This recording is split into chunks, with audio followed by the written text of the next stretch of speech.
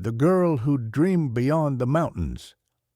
Once upon a time, in a quiet village nestled between green hills and flowing rivers, there lived a bright young girl named Mira. Mira wasn't like the other girls in her town. While others were happy helping in the kitchen or learning to sew, Mira would often sit by her window, eyes on the sky, dreaming of the world beyond the hills. "One day," she'd whisper, "I will study, travel, and do something great." She had big dreams, to become a teacher, to write books, to touch lives. But not everyone understood her dreams. A dream interrupted. Mira's family was traditional. They loved her dearly, but they believed a girl's life should follow a set path. School until 18, then marriage. No exceptions. So, when Mira turned 18, her mother came to her with what she called good news.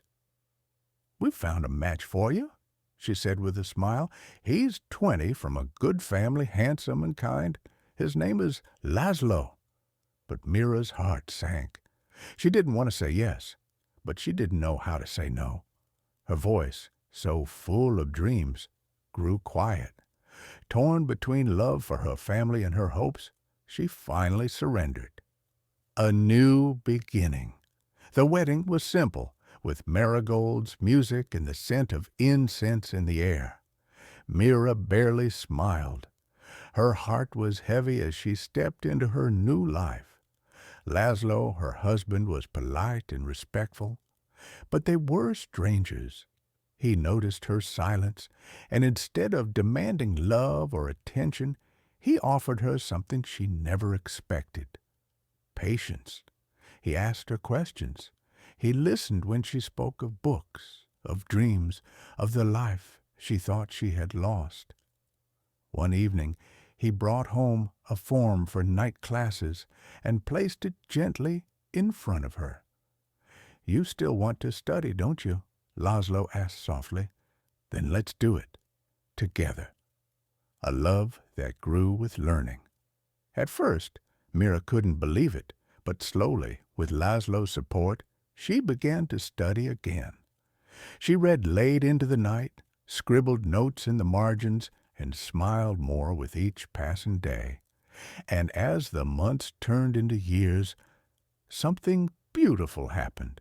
She started to fall in love, not just with her books again, but with the man who had quietly helped her rebuild her dreams.